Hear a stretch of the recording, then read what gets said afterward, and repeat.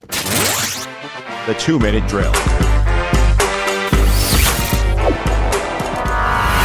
All right, 2-minute drill time here on the podcast. We're talking all about Winning Time today on HBO. Season 2 dropped on Sunday.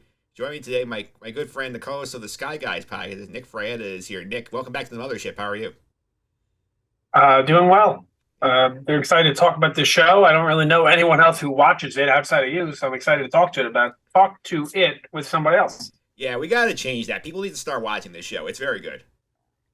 I don't know if a lot of people do watch it or if it's not a lot of viewers, but I just know in my circles, I don't know anyone who watches it. Yeah, I'm gonna also point out here this podcast here talking about season 2 of Winning Time, so the HBO show about the rise of the Showtime Lakers. So season 1 covered, just the first season, literally from 79-80 and they won the championship. This one apparently Nick's cover 4 years. Yeah, I'm interested why they're choosing to stop with. It seems like, assuming going by the episode, it looks like they're going to stop with the '84 finals, which the Lakers didn't win. Yeah. So I'm interested in why they decided that's the one they're going to end. Maybe they want to end the season on a down note and then go into. I think they win 3 of the next 4, so maybe that's their. I don't know. Maybe that's what they want to do. Yeah, it is. Before we get diving deeper, I'll mention here off the top here, we're recording this podcast during the 2023 WGA and SAG-AFTRA strikes, and without the work of these writers and actors currently on strike, we would not have any Winning Time, Nick. So I just want to point that out here. Oh, what's that? You mean in the future? No, I'm pointing out that wow, the strike, that these show would not exist without these writers and actors who are on strike right now. Yeah. Yeah. So. I'm not sure I'm following. What are you saying? I'm pointing out that just sort of mentioning to people that without the work of the writers and actors who are currently striking, that we would not have a show like this. Oh yeah, I mean I guess, right? Yeah. So let's put that out there here to provide some support to these guys, and we'll get back into the show, which I highly recommend anybody who watches here. And to your point, in terms of season 1, what drew you into this show? Why did you get hooked in Winning Time? Besides the fact you're a Lakers fan. That's it. That's 100% why. Yeah. I'm a Laker fan, and they made a show about it, and I'm on the younger end of these of the Laker fans. So to me, it was a good way to learn more about the history. I knew the championships they won in the '80s, and I knew what players they had, but that's about it. Yeah. So it was interesting to learn more. I think the thing I like about the show is obviously I think the casting they nailed on this show. There have a lot of great actors on it, including Quincy Isaiah, who's a newcomer, playing Magic Johnson, is great. They got some big names in there. John C. Reilly playing Jerry Buss. Adrian Brody's Pat Riley. Jason Clarke with a big role in Oppenheimer. He's Jerry West. There's a lot of great performances in this show. Yeah, the guy who plays Magic, what was his name again? He's perfect. Quincy Isaiah. Yeah, it's he looks more like Magic than Magic. Crazy. Yeah. Crazy. And everyone's great. The guy who plays Kareem is great too. And the whole cast is fantastic. Yeah, it's a fantastic cast here. And I also did love the fact that, they're not trying to do the documentary style, that we are trying to have a little fun with this. I know that the real people involved were not thrilled with the portrayals on the show, but I do think, it was compelling. I think they did do a good job rounding out these people. Yeah, I mean, it's a shame. What are you going to do? The show, it clearly states it's not a documentary, but it's a show that uses the likeliness of those people, and yeah, it stinks that the people are not so thrilled with exactly how they do it, but fine with me. If I'm me here, let's talk about the premiere here. It came on here and this is season 2, 7-episode season, by the way. So it's also very interesting to point out here that we do not have a long season. First season was 10 episodes to cover 1 year. Now we're going to do 7 episodes of 4 years. So if they're as long as this one was, I'm fine with it.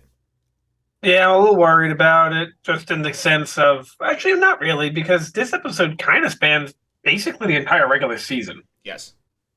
And it's just one episode. It didn't feel rushed, so I'm actually okay with it, because my initial fear was, like you said, one season, 10 episodes was one season, basketball season.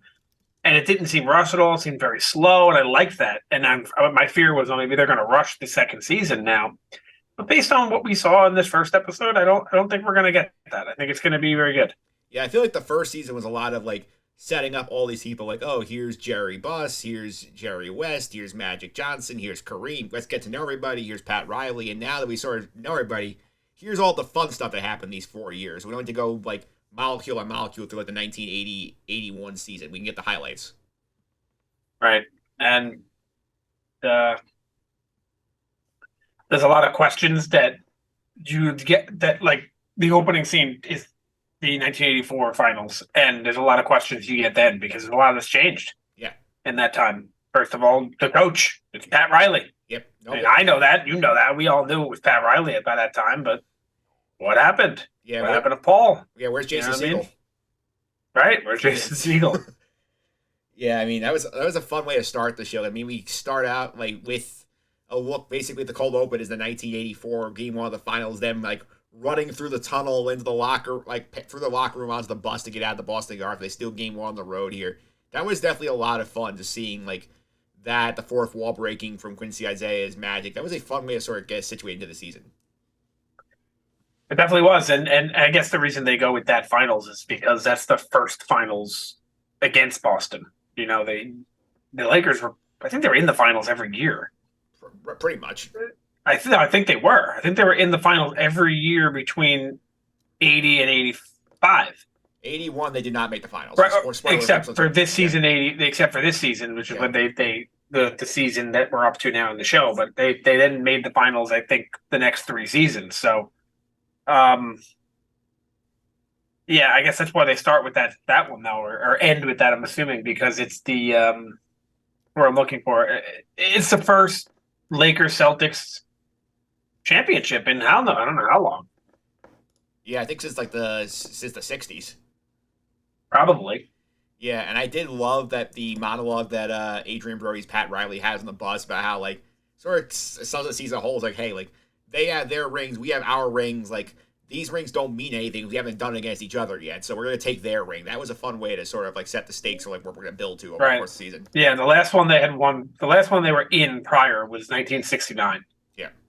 So 15 years then. Then they played, like, 3 or 4 in the 80s and then again in 08, or I guess 08 and 10.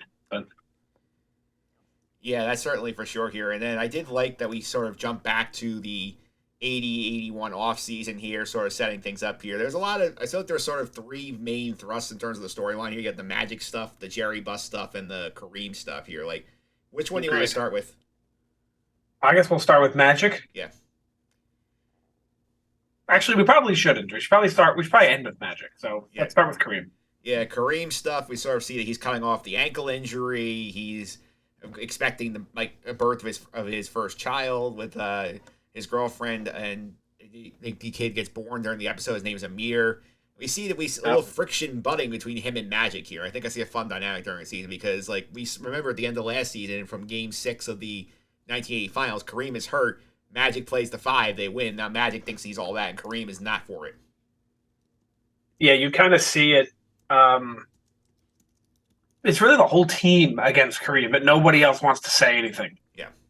And Magic's the one who steps up, and yeah, I guess Kareem is upset that he feels. So I want to say that Kareem's ready to just tank it in, say, yeah, I did my career. Now I'm just gonna make some money, play, and retire. And then Magic comes into town, and he's like, "Well, let's go, let's try to win, And he's like, "I did that already in Milwaukee. I don't care," you know. Yeah. And I think that it's good. Obviously, I think it's a great thing. I mean, I don't know how true that is based on like real life, but if it is true, it seems like Magic did a great thing for Kareem because he had a legendary career as a Laker. You know, he played, I don't know, like I think 11 years. No, more than that. I think he played 14 years as a Laker, and he made like the All-Star game like every single year, and he was a great player for them for a long time. Yeah, I also did think the sequence at practice is also very great, where like Kareem is clearly like winded because he's not in great shape yet, and like Paul Westhead's trying to end the practice, and Kareem's like, no, I'm gonna run with the 2s. So like I'm gonna like if the Bucks don't want to keep practicing, we'll keep practicing. Now that was some of the best choreography for basketball we've seen in the entire show. That practice.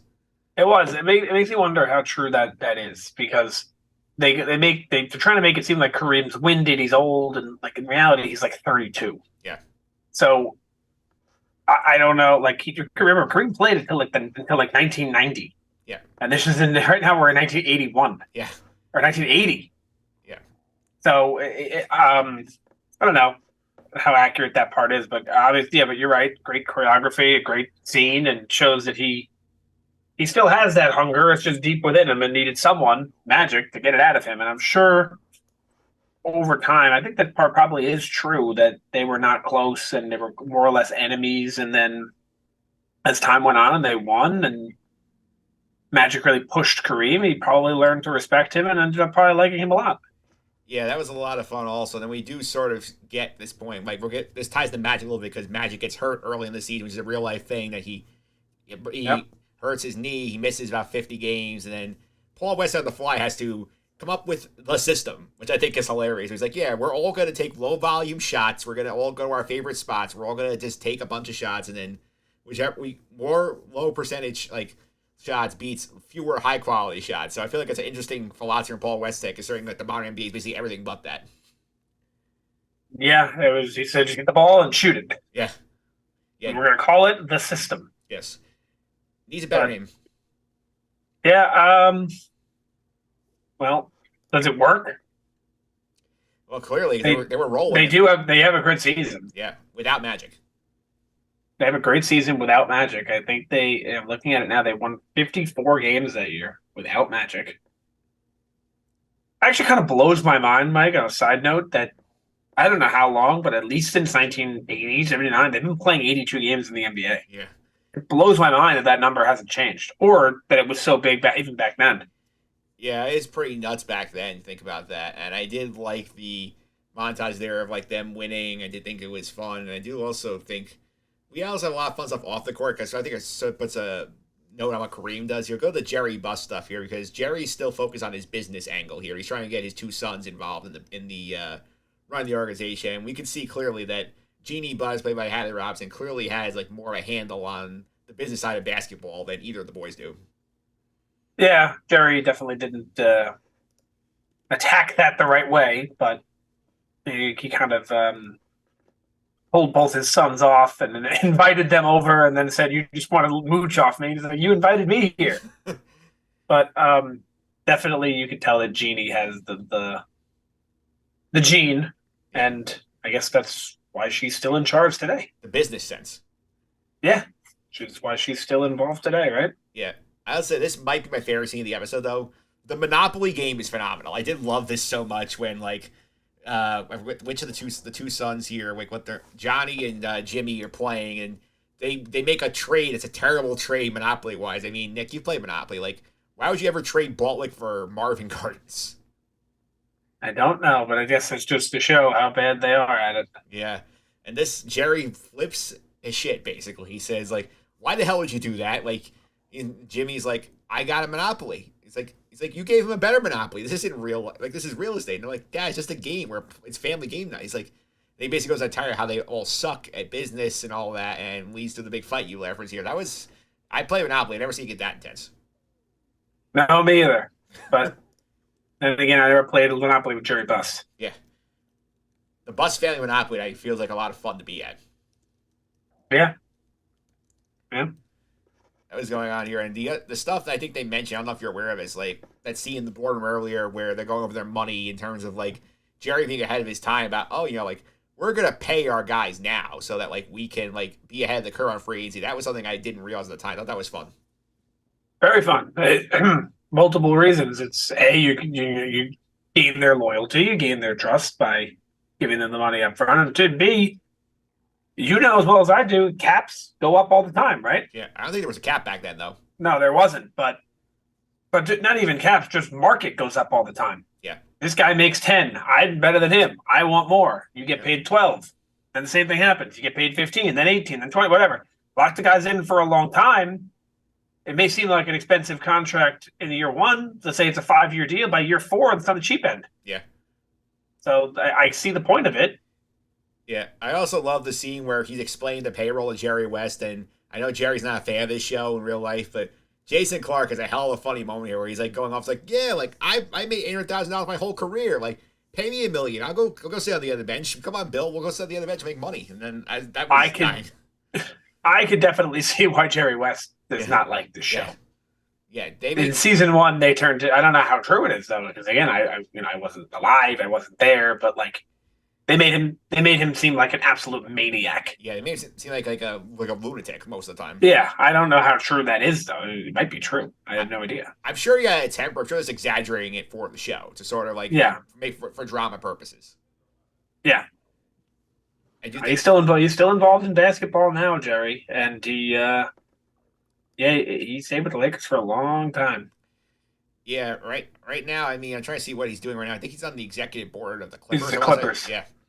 And he was with Golden State for the majority of their dynasty. Yes, he was. Definitely some fun stuff there. I also enjoyed like the business stuff that he's talking about here, like when he's basically handing out where Jeannie's getting the indoor tennis team and the other kids are getting like the indoor soccer team. Like that stuff has really happened here, and his business has made a lot of sense. Like, hey, like credit is the new cash. Reagan's about to be president, as Jeannie points out here. It's like these either make money for us or they're tax write-offs. So I think very shows the sense of business that Jerry has. He's way ahead of the curve for the 80s. Yep, Jerry has it and Jeannie has it. And as I mentioned already twice, and the third time, that is why Jeannie is still around now and is still the president of the Lakers. Yeah. I also loved his scene when he's at the diner, like he's in New York after the draft, and the old Laker brass is dining, and he tries to just like talk shit to Ray Auerbach. He gets pissed off that the Celtics had a coup in the draft. Yeah. I like the actor who plays Red. Very good job, Michael Chiklis. What's he in? Because I definitely recognize him. He's been in The Shield. Like he was in Gotham for a little bit. He's done a lot of stuff. Oh, that's where I recognize him from Gotham. Yeah. Yeah, so that's Chick. I think that's the Jerry storyline here. And now the magic stuff is the most fun, I feel like, of this episode. Yeah, it is. Yeah.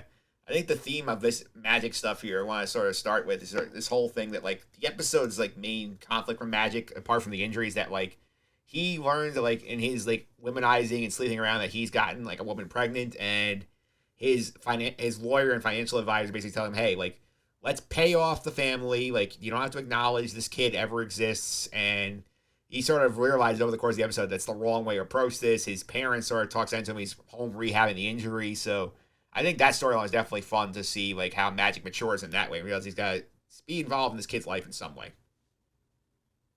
Yep. Yeah, I really got nothing to add. You put that perfectly. It's a lot. I mean, how old is he? 21? Yeah, maybe 21. A lot of I think he is 21 at this time. There's a lot of pressure on him at that age, and you know, that's it. I mean, obviously his own fault, but a lot of pressure on him. Yeah, and I also love the scene like when the lawyer for when the dad of the woman who's having the babies at the Johnson house. At first, like, Magic is sitting in the living room, not even being involved with this, and at the end, his dad, like Rob Morgan, basically gives him like the whole pep talk. Oh, hey, like, I shield you from them, but you're gonna listen to me. It's like this is not the way we do things in this household. So I think again, like Rob Morgan was an underrated part of season 1. I'm glad he's still around in season 2. Yeah, I agree. Yeah, I completely agree. Yeah, and then we get the tension at the end of the episode because we find out as the team is winning, Magic is coming back here, and they seem to have done well with the system. So now I'm going to see how they can integrate Magic back in here. And based on the fact they don't make the finals in real life, it's not going to go well. Yeah, I guess not. I didn't think of that. Like, I know they didn't make the finals in real life, but I just thought maybe, oh, yeah, we just lose. Like, I didn't think anyone would blame Magic, but now that I'm thinking about it, they might. Yeah, they might. And we do have a lot of fun stuff coming up here in this season here. So, like, what are some stuff you're excited to see how they handle it in this season? I'm excited to see, excuse me. I'm excited to see more of the finals, to see more of the playoffs. You have 3 more full seasons to get through here where the Lakers are basically dominant in all of them. They go to the finals in each of the years. I believe they win one final, lose one final, and then lose to Boston, of course. But I'm excited to see that. I'm excited to see more of the championships and see more of the finals of the basketball. Yeah. Although I loved the first season, the only complaint I had, which is also a praise at the same time, was it was a little slow and there wasn't a lot of basketball. And I'd like to see more basketball. Yeah, I mean, season 1, I mean, we took us 4 episodes to get to training camp? Yeah, but that also is a praise of the show at the same time. I actually really liked that they did that, so... Yeah, it was compelling that way. Goes both ways. Yeah, it goes both ways. Yeah, I do think it's fun in terms of this. I also think the moment I have circled here is like the inevitable like downfall of Paul Westhead when he gets replaced by Pat Riley here. And in real life, the rumor like this they saw at the end of the seat coming up trailer, Magic says I want to be traded because that was one of the real life exciting incident of like Magic demanded a trade instead of playing for Westhead, and then Jerry Buss fires Westhead. So I'm curious to see how the show handles that. Yes. I wonder how Westhead feels about this show. If they have said that, I'm not sure, but um, I just really like how what's the word? Pat Riley. Like I never knew the story of Pat Riley, Yeah. and that's one of the things I really appreciate about the show. I knew he played. I knew he played on the Lakers for some time.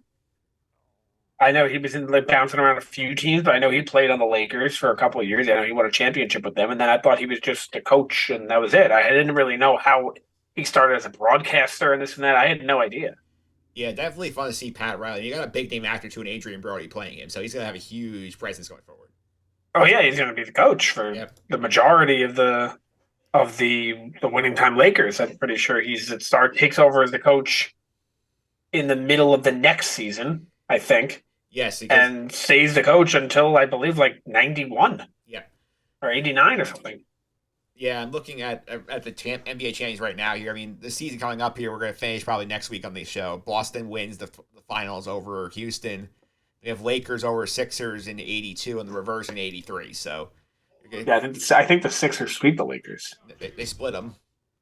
No, I think they sweep them like in the one that they beat them. Yes, you are correct. There's a 4-0 sweep for the Sixers that year. And then the next year is when they play Boston, and then you know what happens after that. We play Boston a few times in a row, and there you go. Yeah, I think I'm excited also because I'm sure like I've read some of the interviews going around about the season that like we're gonna get more of Larry Bird this season. The guy they cast to play Larry Bird is also like very fun casting. He's good too. Yeah. All of them are really good. I wonder how true this stuff is though. Like we'll just never know. Like, is that really how like he behaved? Like who knows? Yeah. Again, this is based on a book by a great friend of the podcast, Jeff Pearlman, who wrote a book about the Showtime Lakers. So like some of the stuff is pulled from his book. I'm sure they dramatize some of this also. So I'm excited to see where this goes. So I mean, I'm all in on this show. I'm hoping that like we get more people to watch this show because it deserves an audience. Yeah, I mean, I love it, but I'll be honest with you though, if I wasn't a Lakers fan, I probably wouldn't watch it. Yeah. Well, for me, I found it from the trailer got me the first time around. Was like this looks. Actually, I misspoke. Yeah. If I wasn't a Laker fan, I'd still watch it. But if this show was about the rise of the '94 and '95 Rockets with Hakeem Olajuwon, I probably wouldn't watch it. This group of characters is so compelling. Yeah, that's what it is. It's the group of characters that's really compelling. Yeah, and there was wild stuff going on like around that team as we've seen. Yeah. Oh yeah. Like last season, poor Jack McKinney's accident also something probably a lot of people did not know about. Yeah, I had no idea. I didn't have a clue. I thought when he got hurt, oh, this is how Pat Riley becomes the coach. Yeah.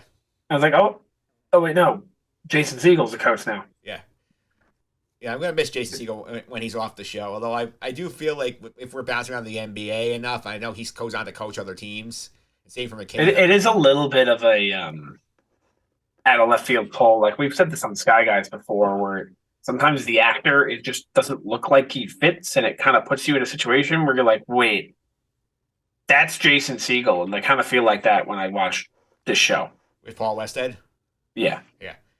Yeah, well, he does coach for a few teams. He coaches the Nuggets. I think he might coach the Bulls. Yeah, I'm sure we'll see. We'll keep him around this season with the Bulls. I mean, we might see Tracy Letts back as Jack McKay too. Because McKinney ends up being coach of the year in '81, so we could see him again. Where did he go? He goes to Indiana, I believe. Oh, all right. Well, yeah, that's interesting. I didn't know he was coach of the year. Wow. Yeah, he coaches the Pacers for 5 years, so like, I wouldn't be shocked if one of these episodes we just see him there, like as the opposing coach for an episode.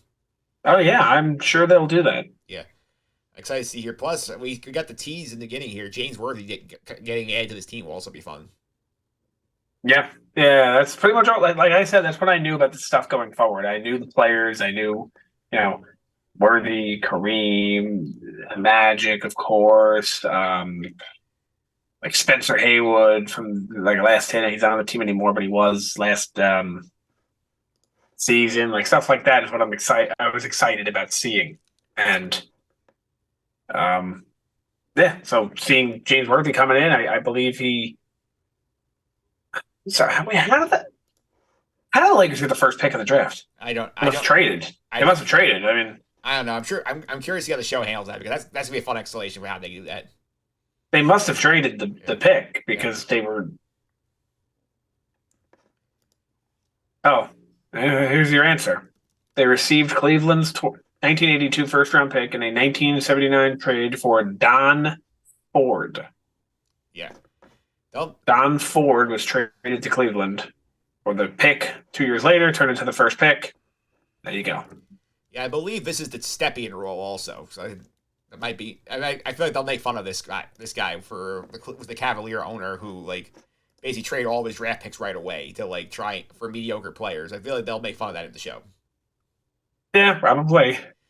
Yeah, I think that's gonna be fun for sure here. And also another thing to watch here this season, another favorite of mine in terms of last season, Norm Nixon. He gets traded in '83, so that's something we can watch for too. He gets traded, huh? Yeah, he gets traded to the Clippers because they want to give Magic more room to operate. Who did they get for him? Byron Scott. Yeah, we saw Byron Scott in the Open. Yeah, so they got Byron Scott. That's interesting. Yeah. That's great.